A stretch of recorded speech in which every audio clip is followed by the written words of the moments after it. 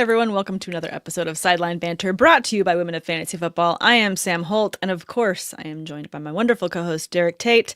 Tate, this is draft week. This is like essentially a very long Christmas week for you in many senses, because it feeds all the things that I know you love. The scouting, the predicting, the rumor mill, and then we finally get to know on Thursday who's going in the first round. You know who's not going to the draft? Myself. I had to remove that off my Google Calendar, and that like really ruined like my 10 minutes there for a little bit. I was like, damn it, I wanted to go to the draft this year. But it wasn't in the card. So yes, Sam, we're going to be, like many of you out there listening, we're going to be watching the draft unfold from our homes. And hey, we still get to talk about the prospects. This is one of my favorite times of the year. Mm-hmm. It is like Christmas for me, and it's reflective in how many dynasty trades I've sent out this week. Over under 10? Oh. I'll let you answer your own question. His over is 10, people. All right, guys, if you are tuning in, first, thank you so much for joining us. We really appreciate you guys tuning in live on Tuesdays with us. If you have any questions, maybe dynasty trade questions, or you just want to talk some other rookies that you guys are going to be seeing coming in this week, please throw those in the chat. We'd be more than happy and excited to talk to you about those. Tate and I have been going through every division and covering the different moves this offseason. So, of course, because the draft is in Pittsburgh, my lovely fandom, we saved the AFC North for last. So we will be going through those, as well as, of course, talking about some of the top rookies to keep an eye on. So make sure you tune in for the whole thing. I kind of want to start off shockingly, not that I'm again trying to hold off talking about my Steelers, but there was a trade that happened in the recent days, and we need to discuss it as it concerns the Cincinnati Bengals. They made a trade and grabbed Dexter Lawrence from the New York Giants, and now the Giants are sitting with pick 5 and pick 10 in the first round, which is a pretty awesome haul for them.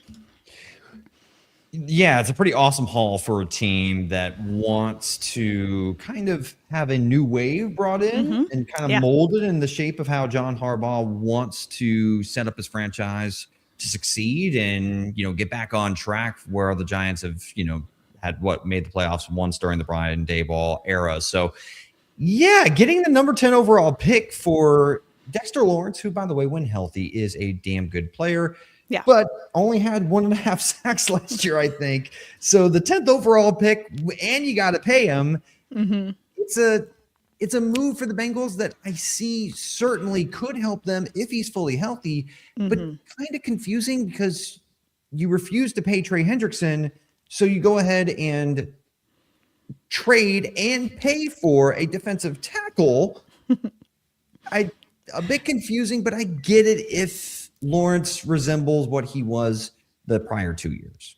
See, the way that you're painting it just makes it sound like more of Bengals move to me. Like that just makes all the sense. Like if they've already had struggles with trying to, get the ink to dry on any contracts, or even getting them printed out of the printer to get them to the players, this totally fits that they would trade away a pick that they probably really need to continue to rebuild this team, and rather grab someone that they're again going to have contract struggles with.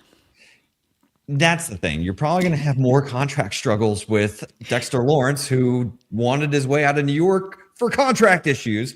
So, Sam, I'm going to ask you, because of how things have went over the last few years, what's not too long ago, this Cincinnati Bengals team went to the Super Bowl and pushed the Rams to the brink in the fourth quarter. And they haven't been back. They went to the playoffs the following year, but they haven't after that immediate season, they have not been back to the playoffs since. So, and they've paid Joe Burrow, they've paid T. Higgins, they've paid Jamar Chase. Sam, is this a move by a franchise that kind of feels desperate? It does feel desperate. And it's funny because you bring up the Super Bowl that they went to, February 13th, 2022. It's really not that long ago.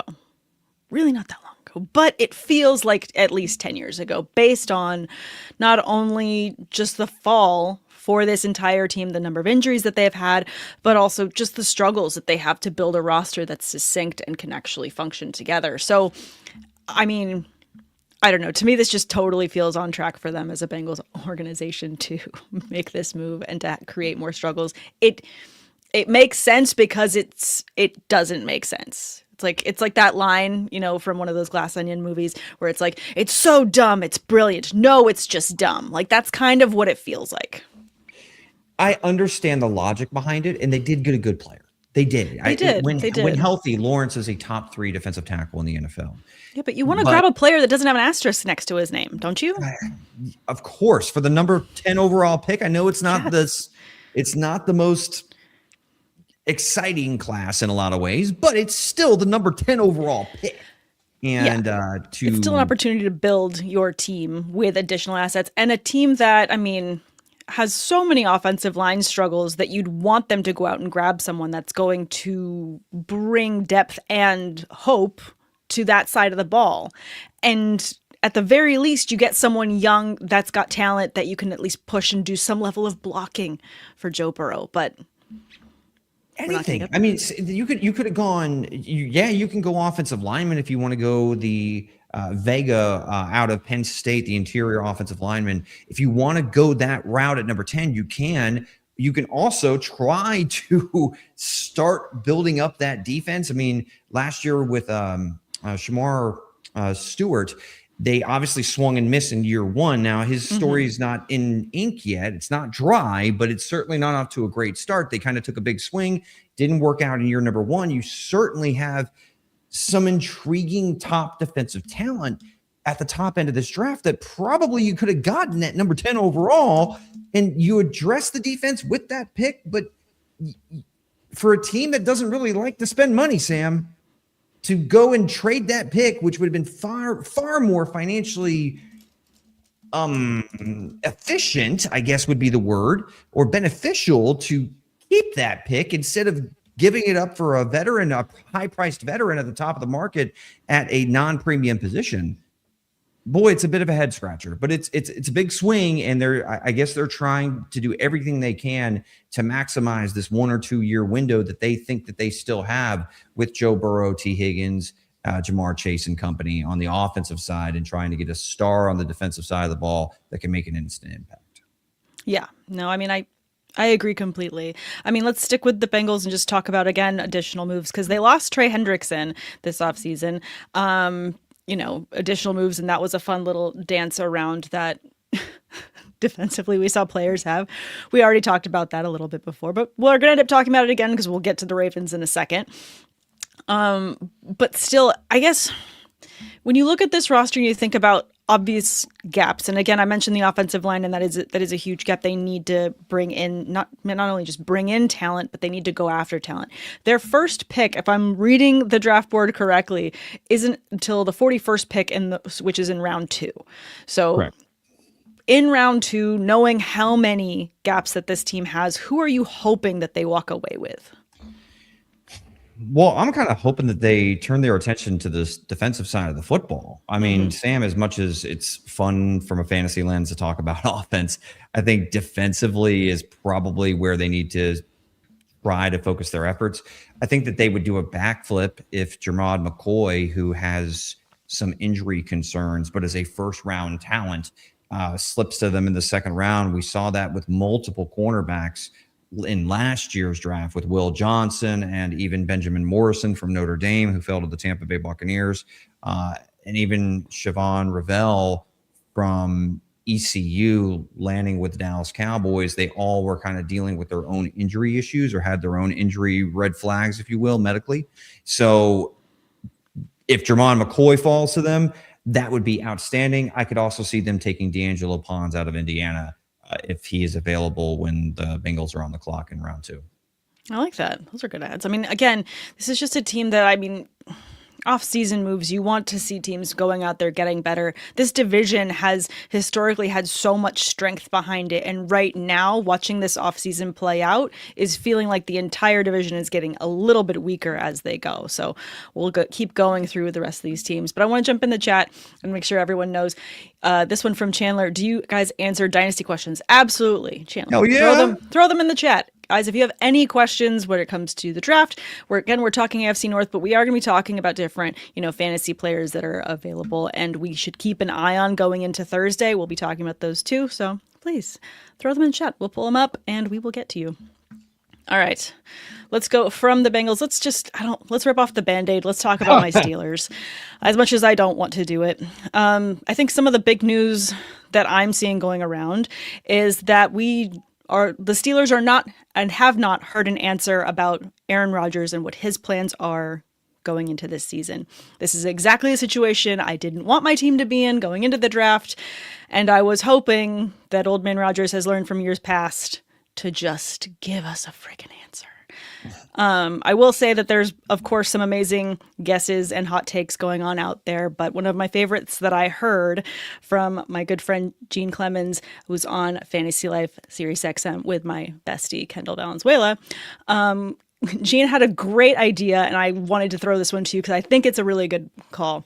The Steelers say, Rodgers, we don't care what your decision is. Go and live your life and have fun. We're going to make a trade with the Giants and grab us Jameis Winston as a stopover for next season's quarterback class. And all fantasy managers go to the streets and have a parade because now we have volume coming into the Steel City.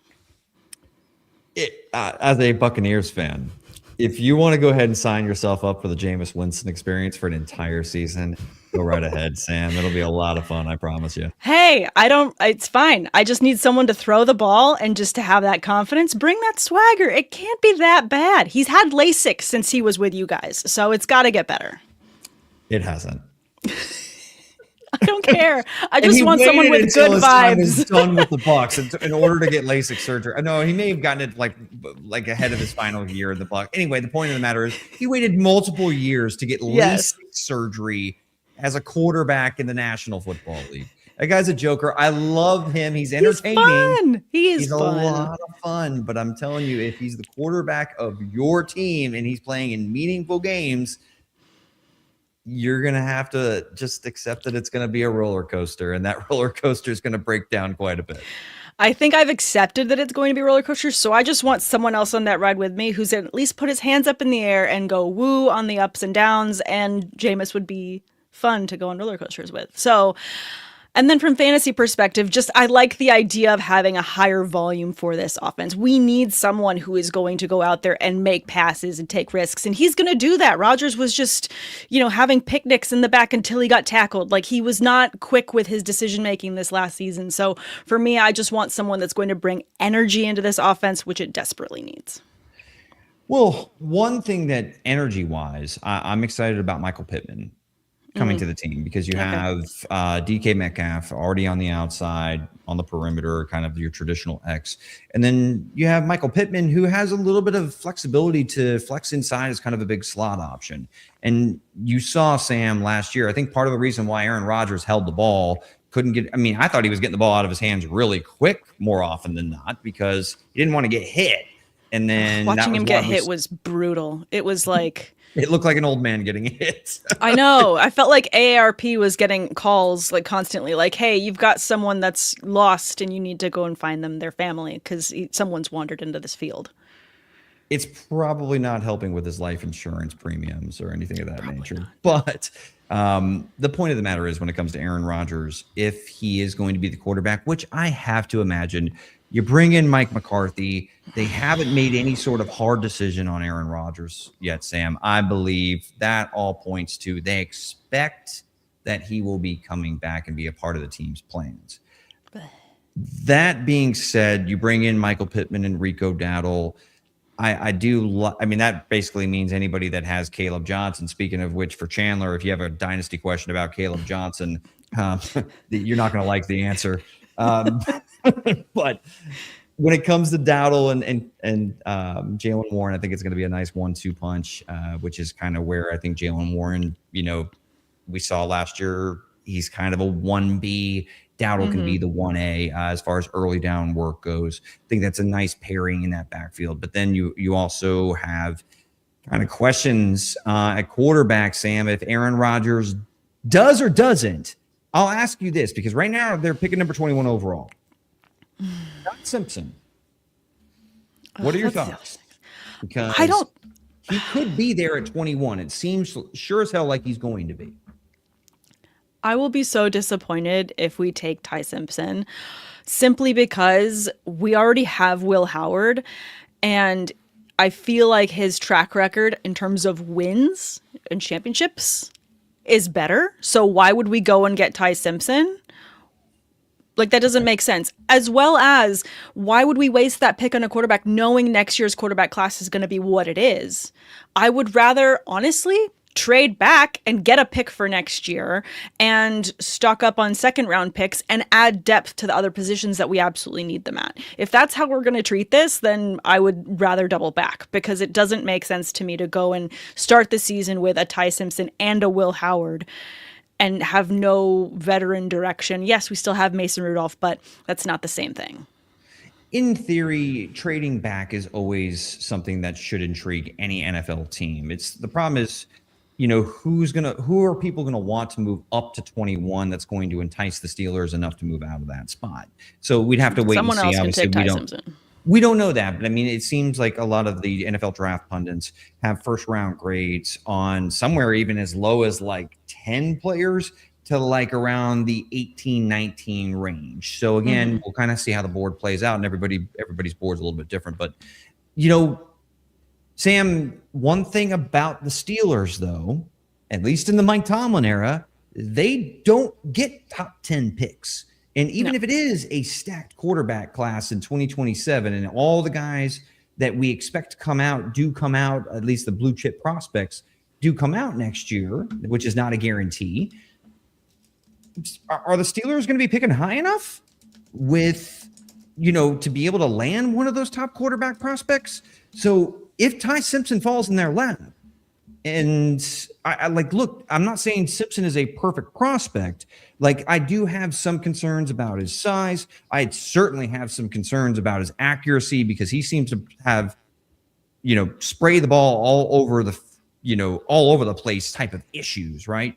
But he does have tape that speaks to him being able to throw with anticipation, play on time with some NFL concepts. So, like, I could see maybe McCarthy being able to work with him if Rodgers is a bridge guy and really does want to run it back for one more season with Mike McCarthy.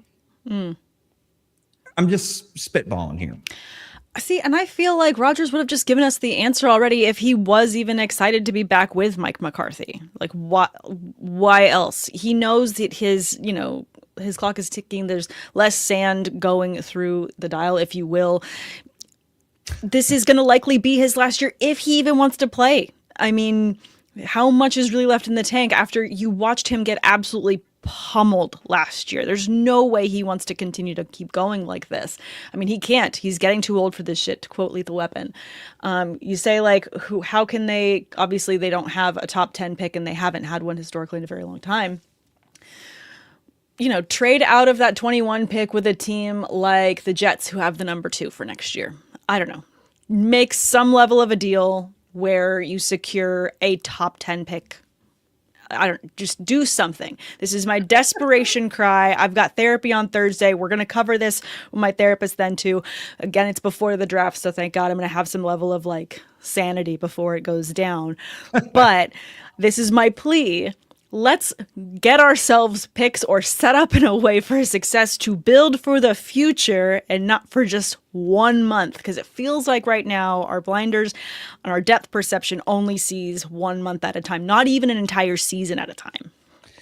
Yeah, I would keep an eye on the Steelers potentially if he's there. Like Dylan Tiedemann from Oregon, the safety at 21 overall. That'll kind of tip the hand that they know that Rodgers is coming back. And then, even Emmanuel McNeil Warren from Toledo. Like I could see them really trying to address the safety position because they had to roll Jalen Ramsey back there. Yeah, they did. So they had some issues on the back end. So I could see the Steelers trying to maybe add some depth along the back end at the one of the two safety spots if they stay at 21 and they don't go on the offensive side of the ball. I like that. I'm more than happy to continue to round out this defense and get it built, the way that it needs to be. I just really hope they don't, because to me, it's like you already did a lateral move. I mean, it's hard to say lateral because I do love Coach Tomlin deeply, who I love to see that now we're going to get to see him as a correspondent doing having one of those hot seats. That's going to be fun.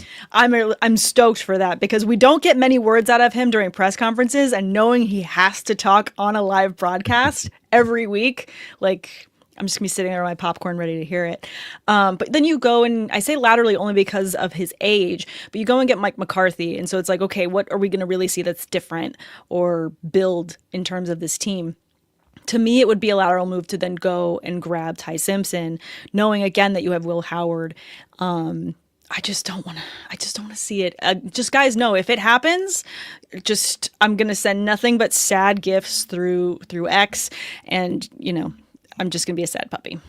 I hope that we address additional defensive positions or anything else besides that.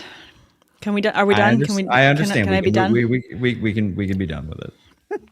That was so painful.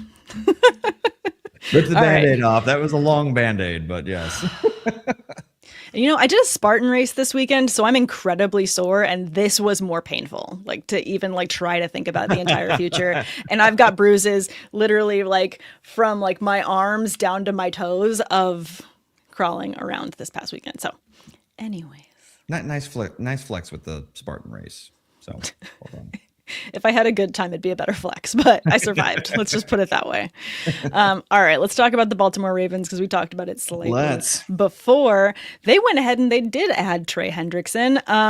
That whole debacle with Max Crosby, I felt like it was a really poor stunt on the Ravens side because, one, you knew that the medical wasn't going to come back 100%.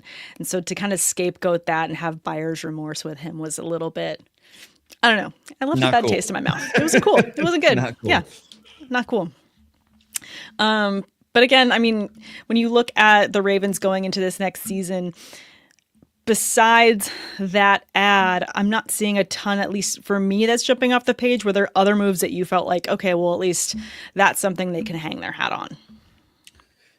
As far as what they did this offseason, I mean, they lost Tyler Linderbaum. They lost Tyler Linderbaum. No, and so in terms of ads, what additional ads have they made? Because they also, to me, lost Coach Harbaugh, and I feel like that was a big loss too. Because I didn't think they needed to move on from him. Well, depending on whatever your feelings are about Jesse Minter and where Harbaugh was and his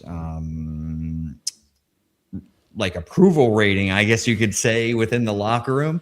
Sure. I'm not sure everybody looks at it. I mean, it's a big loss because it's a lot of change, right? And we've seen that there's a pretty high floor with Harbaugh as the head coach of the Ravens with Lamar Jackson under center when Lamar is healthy. So it's a risk for sure. But really the losses along, of Linderbaum, and then we're not even talking about the two tight ends they lost too with Isaiah Likely and Charlie Kohler, who is kind of an underrated blocking tight end, which has kind of helped with Derrick Henry having, back-to-back outstanding seasons past the age of 30 as far as pure rushing production. So, I mean, certainly the guard from Penn State is one that I already mentioned that he could be in play for the Giants at number 10 overall, but certainly the Ravens with the loss and kind of the issues they had depth-wise in the interior of that offensive line stands out to me. But one, Sam, from a fantasy lens that I think does make a little bit of sense with the two losses at tight end is Kenyon Sadiq from Oregon. I mean, guy runs in the 4.3s at tight end. I mean, that's an alien. It is. He is an alien. But I mean, when I said, look, what other moves have the Ravens made this offseason to add? This is a future possible. They haven't even made this ad yet. So I'm really curious to see how they go into this draft because, again, to your point, they lost several tight ends that had incredible talent. It feels like they have a lot of holes to address. Let's see, they're picking at 14 in the first round. Mm-hmm. Yep. So That's a little bit high for a tight end, don't you think? Not Or is he that big of a specimen that you're like, this actually makes sense? Sadiq, I think that his immediate impact is going to be a little bit limited, like we've seen with Isaiah Likely over the last few years, right? With him splitting time with Mark Andrews in oftentimes what looks like a run-heavy offense. Yeah, Lamar gives a bunch of explosives through the air and can put defenders through the nightmare ring on a regular basis when that offense is humming. But, when it comes to Isaiah Likely and Mark Andrews and them splitting time, it wasn't really anything that you could count on from a fantasy lens, except Mark Andrews scoring a lot of touchdowns 2 years ago. And even prior to that, when he was the focal point of the passing attack, but now he's lost that role to Zay Flowers. So Sadiq certainly intrigues me, but I would go guard if I were the Ravens. Like, you need 14 to address the interior of the offensive line after losing Tyler Linderbaum, which I don't think this front office thought that they were going to lose Linderbaum, but the Raiders just overpaid immensely and that's the thing. Linderbaum services. So. And that's the thing I'm seeing with this division. I don't see the tenacity from any team in this division to go out and make moves to build for future the way that I've seen other teams and the way we've already talked about so many other teams going out and making those payments. We already talked about the Colts, and yes, they've spent a ton of money, but they're going out and trying to get players and trying to make moves. You see other teams like the Raiders who are going out and trying to be as well-rounded as possible, making additions that are going to make them better on both sides of the ball. AFC North teams have not been doing that this offseason. I mean, besides the trade that the Bengals made, which, yes, you can say that Lawrence is, obviously a good fit for them to address a gap, sure. But besides that, what other huge moves, unless I'm just completely blanking on one, besides losing coaches and losing talent to other teams, have we really made here as a division whole? I haven't seen them. Not a ton. I mean, the Ravens, we haven't even brought up the fact that they lost Keaton Mitchell, who I actually think is a really nice change of pace back when healthy. And now he's kind of become Devon Achane, dollar store version, if you will, over there in Los Angeles, alongside and probably working behind Amari and Hampton. But so, I mean, it certainly feels like the Ravens have had far more departures than additions. I don't think the addition of Trey Hendrickson outweighs all of the losses that they've had this offseason. So I think that they need to hit some home runs in the draft. And, defensively, they've invested a lot of draft capital in the secondary over the past few years with Nate Wiggins and Malachi Starks. Of course, they got Kyle Hamilton and Marlon Humphrey. So, I mean, they've got a nice core of back-end players. Yeah. So it's really the front seven, but you already addressed it with Trey Hendrickson to some extent, and you drafted Mike Green last year. So you're kind of looking either the interior of the defensive line, which you can wait until day 2 or day 3 to address if you really want, or you can look at maybe linebacker to go alongside Roquan Smith. Maybe unless Sonny Styles fall, I don't see them taking C.J. Allen or Jacob Rodriguez. So that's why I'm focusing on the offensive side of the ball, Sam. With either with Vega from Penn State or with Kenyon Sadiq at tight end. So that's where my mind's going for the Baltimore Ravens. I mean, that makes sense. Again, just looking at the depth chart, there's a lot of gaps in play where there's, at least in other teams, yes, there's some offseason moves and some team players that need to be signed still, but there's just gaps across the board here in terms of who is going to be playing on this team in 2026. So I have several concerns there. Really curious to see who they bring on. I like the tight end call out there. I'm sure we'll talk about him as we go through other fantasy positions. If they don't go with Sadiq in the draft, I wouldn't be surprised at all if they signed David Njoku. Ooh. That would be interesting. That'd be a good move. That's a great way for us to segue and talk about the Browns. It's like you've done this before, Tate. Meant to be. Last one to talk about before we go through some of your favorite rookies to keep an eye on going into this Thursday draft day. Guys, again, if you are tuning in and you have any draft questions, dynasty questions about anything, throw them in the chat. We'd be more than happy to talk to you about them. Talking about the Cleveland Browns, they have signed Todd Monken as their head coach. That is their news, and they have not re-signed David Njoku. I don't know what else to talk about when it comes to the Browns. They were the last team I wanted to talk about, which is why we're talking about them now. In terms of looking at what their 2026 is going to be, does it feel like, as of right now, Shedeur Sanders is going to be their QB1 going into this season? I think it's a competition. I'm not sure they're going to hand it to Shedeur. Now, I think that it's hard to roll Deshaun Watson back out there after the huge swing and miss that this franchise took at the time that they took it, and it hasn't worked out. So, I mean, but Watson healthy, certainly we've seen him have success in the NFL before. It's been far removed since those days, but it's been a minute. It's been a minute, but Shedeur Sanders, I think that they're going to give him the inside track, right? Yeah. I think that they want him to win that job. So would I be surprised at all if he's the week 1 starter? No, I wouldn't. This team though, they have Harold Fannin Jr. and Quinshon Judkins, who I like at running back and tight end. I love Quinshon. Yeah, I love Quinshon. Even Dylan Sampson has they drafted 2 running backs last year, and I like Dylan Sampson too. But at wide receiver, yeah, it's just there's not a whole lot to like right now. So dusty and windy. Yeah, a bit. So and I don't see them taking a quarterback at 6. No, they took like 4 last year. Yeah, maybe if they've done their homework on Ty Simpson and they like him, maybe at 24 or even 39, we'll see. But that makes the room even that much muddier. So, and without a clear, defined answer as to who really is going to be the guy. So it's, I don't know. It just feels like a potential headache. So when it comes to them at 6, though, Sam, I want to ask you, this is your division.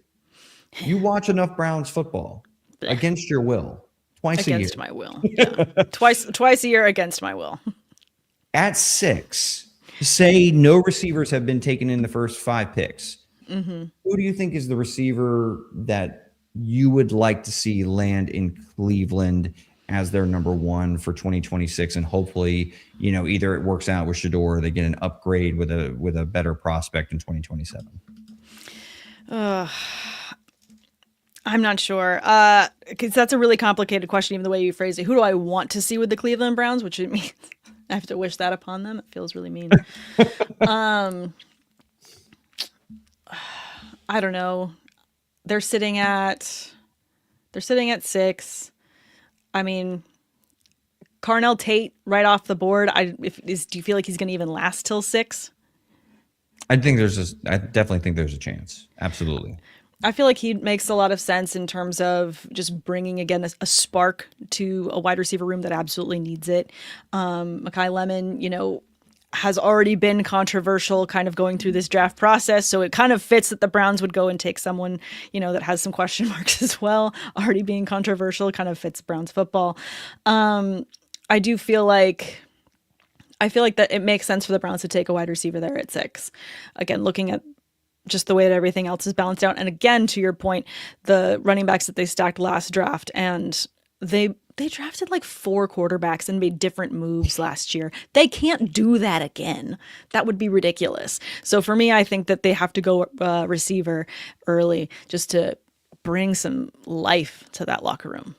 Maybe. I could see them also going offensive line. CeCe Mawanoa, who is kind of, I think, the tackle 1 in this draft class. I could see them going there at 6 and then maybe trying to address the receiver position with the 24th overall pick or early 2nd round. But, I would say of the players, now Jordan Tyson has a lot of physical tools and flashes that get a lot of people excited, right? But he has an injury history in college that's also not very exciting. On the flip side, like there's some risks certainly with investing in the 6th overall pick in Jordan Tyson. And then Mekhi Lemon, I like, he's a slot demon. But I think the player that probably has the highest floor, and it certainly seems, Sam, with the factory that has been coming out of Ohio State at the wide receiver position in recent memory, it does not seem like a bad bet at all to take a wide receiver, the top prospect coming out of that school in the NFL draft. We've seen it with Emeka Egbuka, Jackson Smith, and Jigba. Marvin Harrison Jr. has actually been a disappointment, but certainly has had his moments. Garrett Wilson. I mean, the names go on and on and on. So, yeah, I see a lot of that in Carnell Tate. I think he has probably the highest floor and feels like the safest investment at the receiver position in this year's class. I think that makes a lot of sense. And a good fit for them. I mean, how many picks do the Browns even have in the first round? They usually have more than one. No, it just looks like two. One. You got they two got two this in the year. First. 6 and 24. 6 and 24. Yeah. 6-24. Adding more to that offensive line, I think, is going to be really helpful. Again, you got to get more time for Shedeur if that's your plan to run him out there. I don't know. I think the bright spot to me, looking at their defense, I mean, it's chalk to say, but you still love Myles Garrett. And he's having a fun offseason as well. He's been in the news a lot, obviously going to the Olympics and having a good time himself. So I feel like, hopefully they get him some additional help so it's not just him out there. But again, I just feel like, to sum up this entire division, we're lacking some big moves across the board in terms of bringing fire back to this division. So I'm hoping, given it is in Pittsburgh, that we see some big trades, we see some moves for all the teams in this division, so I can start getting excited, because this is the most apathetic and uninterested I've sounded going into a season about my entire division. Apathetic, I'd say pessimistic probably is a bit more accurate right now. Just the vibes I'm catching from how you're speaking into the mic, your tone, everything. Cheer up, Sam. You're 0-0 right now. No games have been lost. You know what? I would probably be happier if you and I were doing this live from Pittsburgh and we were actually there. And I might be a little bit sad and bitter, but maybe next year. We'll see. We digress. Let's talk about top players that you like going into this draft. Again, let's talk about the fun stuff. Let's talk about the quarterback position. Of course, I know that Fernando Mendoza is going to get like a half-hour lead up to being drafted first overall by the Raiders. But why should fantasy managers be excited for him here with the Raiders? I think there is a long list that includes being surrounded by what should end up being a pretty fun offense going into this season. Yeah, so when it comes to Mendoza, there are a lot of things to like. I love the competitive aspect that he brings to it. And by competitiveness, I mean toughness, physical toughness. We saw that on display during the college football playoff. Love that touchdown run that he had against Miami in the national championship. But, he stands in the pocket. He will get blasted and still deliver the ball. Now, there are some concerns on tape that I have that make me feel like, one, he's not a slam dunk, right? Like a lot of how he generates his force as far as driving through the ball, if he doesn't keep his mechanics in line, he doesn't have the most natural, pure arm strength. So a lot of it's tied to his base, and that can get a little bit sloppy. There are some times too, Sam, where I kind of saw him drop his eyes a little bit, get a little bit of happy feet. Now, I'm not saying he did it all the time. I'm saying if I'm nitpicking on some of the reps that concerned me a little bit, that was there. And then I think that led to some issues when it comes to him throwing with anticipation over the middle of the field. Like you saw a lot of the back shoulders during the college football playoff, right? He can make those throws. And he's certainly willing to, he plays the game between the ears from the pre-snap process, being able to diagnose what defenses are in and know where to go with the football. That part, I think he's got plenty of that, which is very, very encouraging. He plays the game between the ears from a preparation standpoint. But when the ball is snapped and it's live, there are some times where I wish he would have hung in a little bit more and even gotten to his backside reads across the middle of the field that make me go, I wonder if the Raiders offensive line in particular, if it's not fixed, is that going to be an issue where if he gets hit early, is he going to get a little bit skittish in the pocket, in the earlier years, right, of his NFL career, which is why I think that the Raiders probably signed Kirk Cousins to make sure that he doesn't have to start day number one. That's why they made that a priority. So and he's also not a top tier athlete. Like he's a good athlete, but he's not like a dynamic dual threat guy, which I think just caps the dynasty superflex fantasy ceiling from Mendoza a little bit. Like, I could see him having a Kirk Cousins career, like being a solid player, being a solid distributor of the football, managing and running the offense. And he can be productive in that role, but I just don't know if we're ever going to see I don't know if we're going to see a guy that, is like a perennial top 5 dynasty fantasy superstar at quarterback with his physical profile. But maybe it does click with Clint Kubiak and Brock Bowers and Ashton Genty. They have to get some help out on the perimeter, though, for me to be a bit more excited about his fantasy outlook moving forward.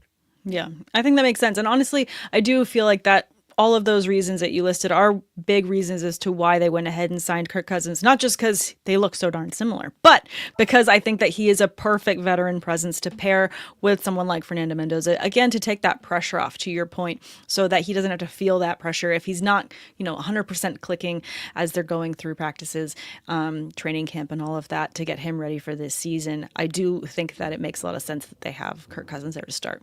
But what better way to pair a rookie quarterback than to have him with a tight end that you can absolutely count on with Brock Bowers. I'm very excited to see what the two of them can do together.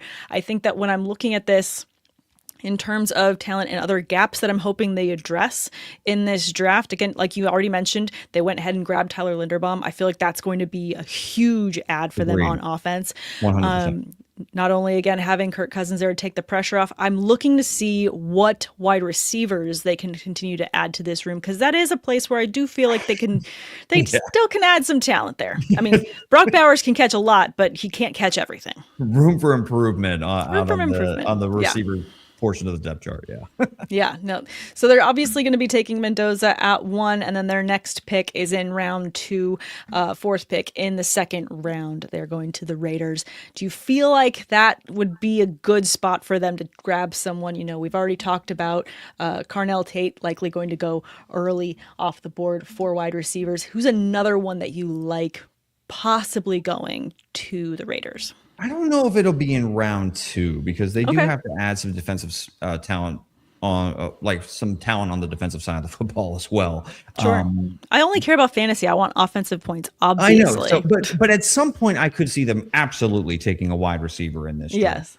Yes. So, I mean, the problem is guys like Omar Cooper, Casey Concepcion, and Denzel Boston. I don't think any of them are going to be there in round 2. If they are, then that becomes a very pertinent conversation for the Raiders, at the top of the 2nd round. But a guy that kind of screams a Raider to me, that has, I think, prototypical size, right? And ran a 4.42, and his movement ability, he just looks the part to me. And that's Ted Hurst from Georgia State at wide receiver.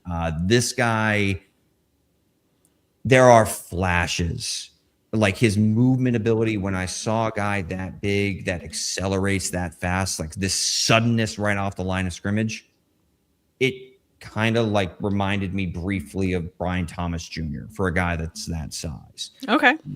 So I understand that they're not apples to apples. He went to a smaller school. I get that. And that's where it's hard to make that projection, because, was he dominating against small, lesser talent? Some people had the same questions about Jalen Coker, and I loved Jalen Coker a couple of years ago, coming out of Holy Cross, but you had the same questions, right? So I see a lot of things about his game that excite me for him to be able to be a guy that you can probably get in round 3 or maybe even round 4. So Ted Hurst is a name to keep an eye on.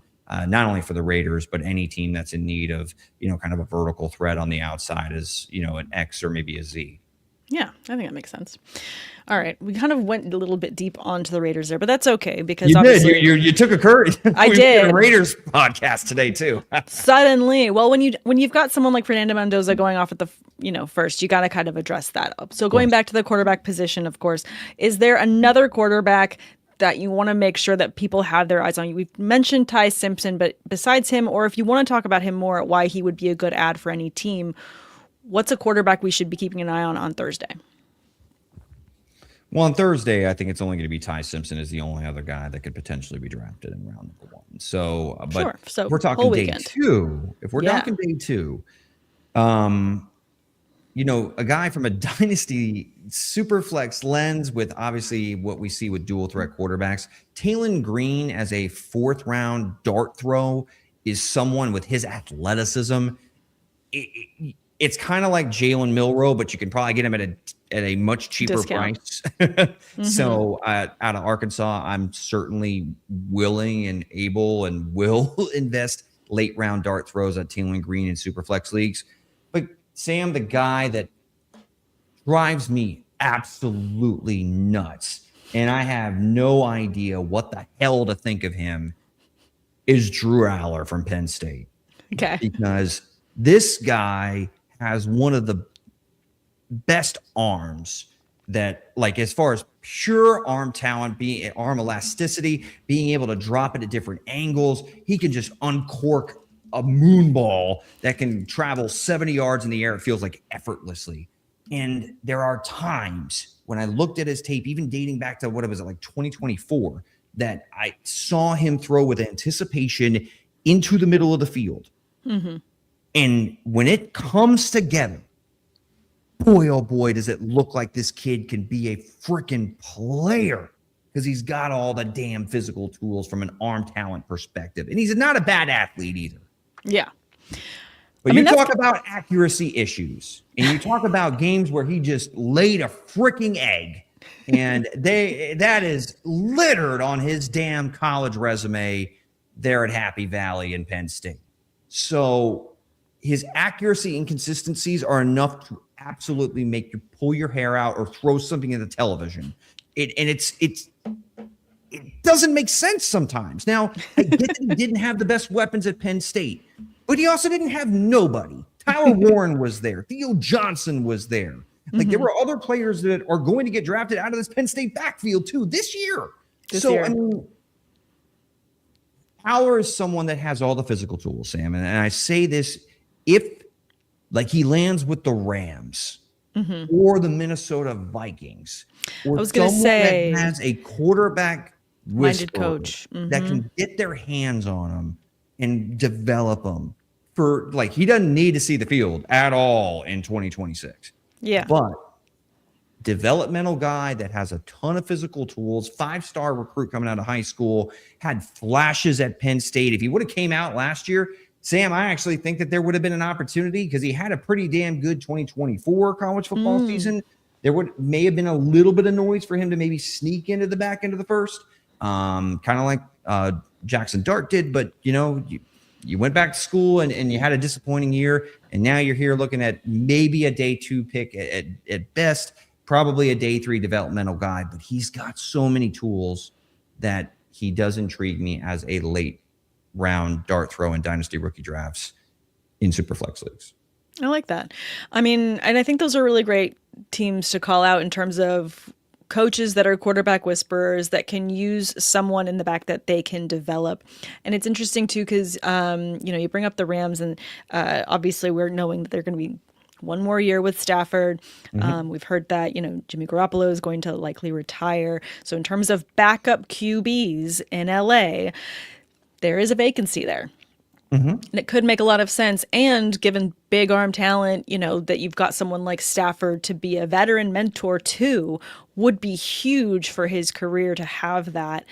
So hopefully he goes somewhere that can utilize that and obviously help develop him, because if he's got that kind of big beast talent that you're highlighting there. I would have said the same thing for the Pittsburgh Steelers to take him, but his year at Penn State, I don't think that the Yinzers would be very happy about it. Yeah, probably not.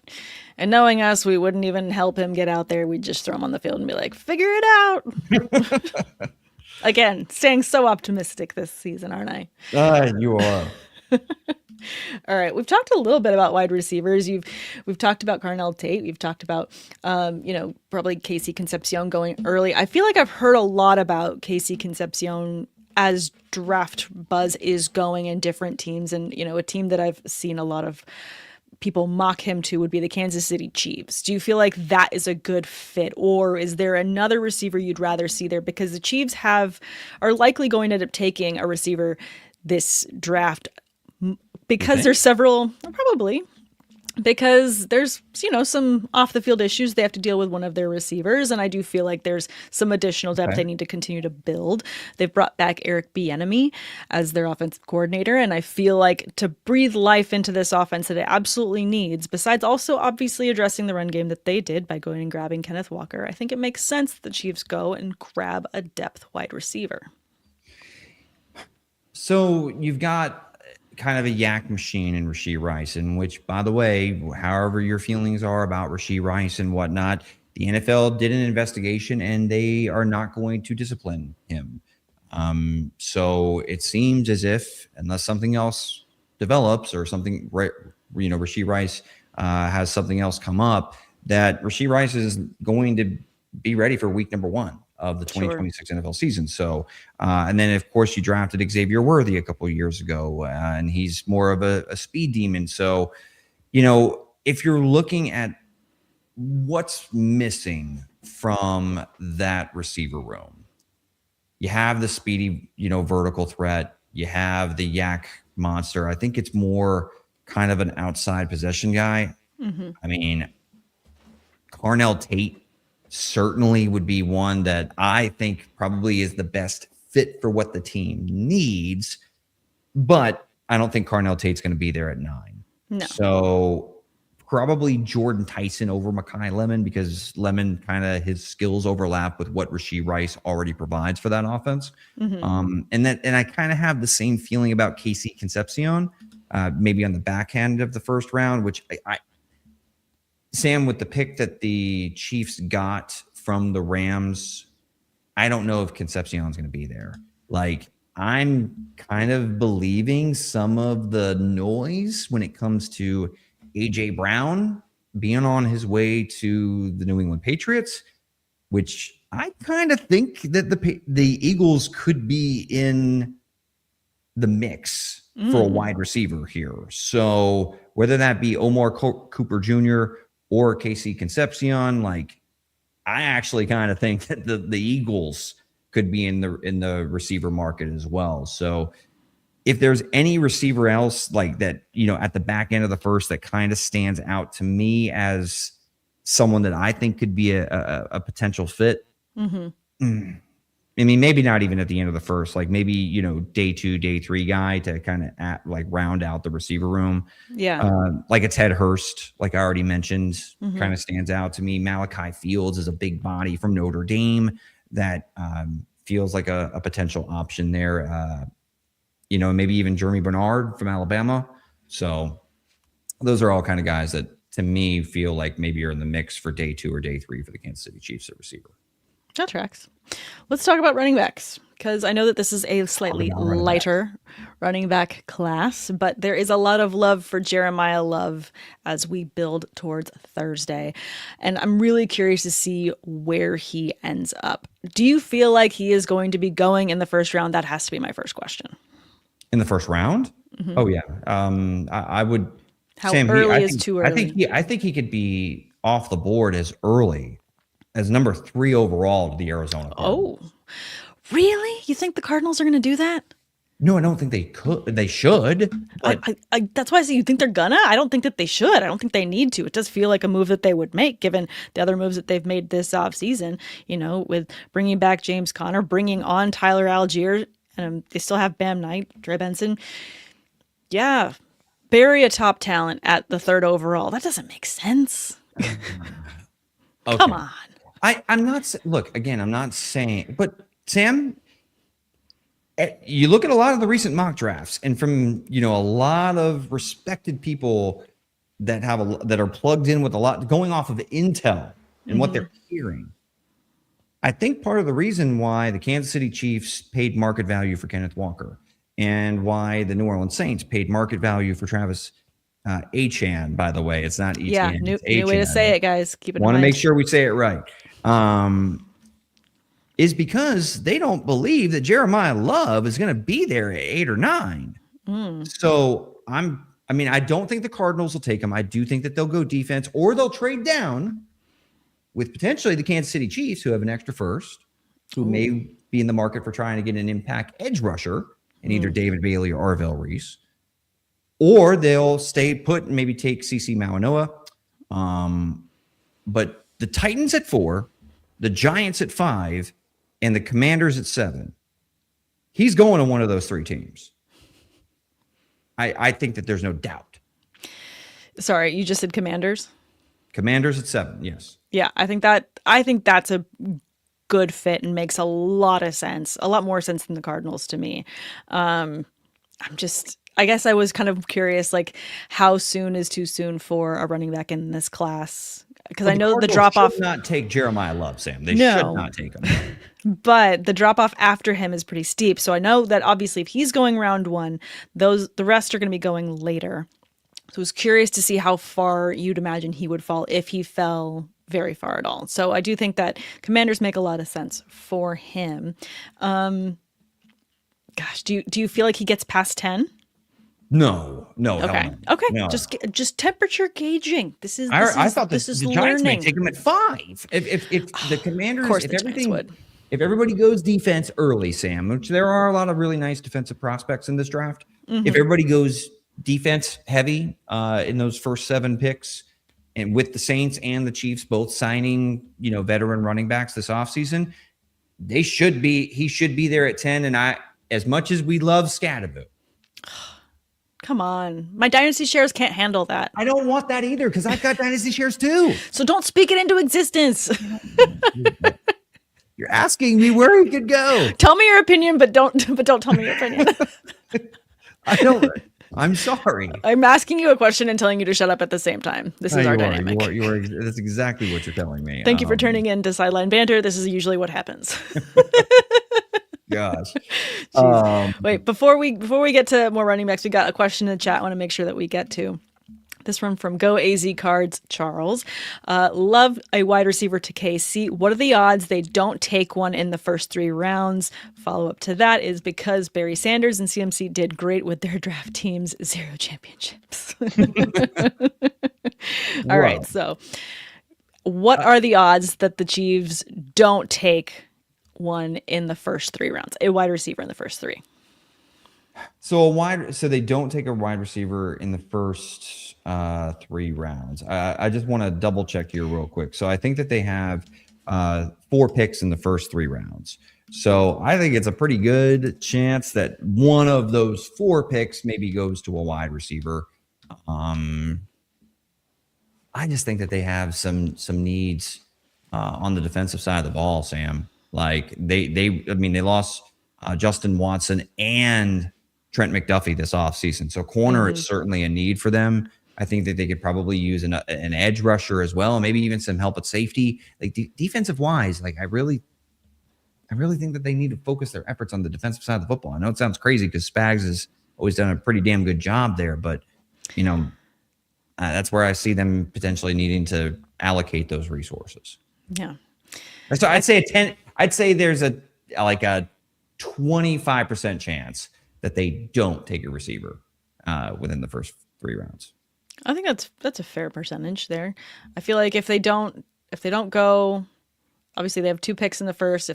If it's not the second round, the 3rd round pick, they're not leaving without a wide receiver. There's just no way.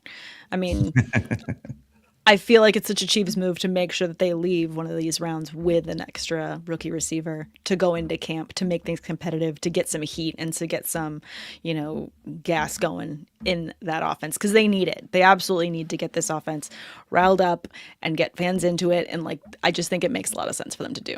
I still like Rashee Rice and Xavier Worthy as far as options for Patrick Mahomes. I mean, I don't know. Maybe I'm too high on those 2 players. Maybe I am. Yes. Oh, and then a clarifying one on the Jeremiah Love discussion cards is leaving in the chat here. Love is related to standard CMC comment as a Cards fan. Gotcha. Yes, that makes all the sense. Jeez. All right. We already talked about Jeremiah Love. Obviously, we said that there's a drop off after him at running back. Is there another back you want to make sure that fantasy managers keep an eye on going into this draft? So it's going to be outside of round one. It'll be Friday. It'll be Saturday. Who's another name you want to make sure people are aware of that if they go to the right spot, he's going to be someone that you're going to write down on your draft list this season? Jonah Coleman, Washington. Confidence in that answer. Immediacy. He doesn't have the home run speed that is going to, wow you, like Mike Washington from Arkansas, who just tore up the NFL Combine, right? Mm-hmm. But I see so much wiggle and short area quickness, burst, and change of direction, and craftiness and vision as a runner, contact balance. And Sam, he is, 5'8", 220 pounds. And I think even last year, there at some point during his collegiate career, he was up around 225, 229. He's a big, thick back. And he's built for, 3-down work. I actually really enjoy Jonah Coleman's tape.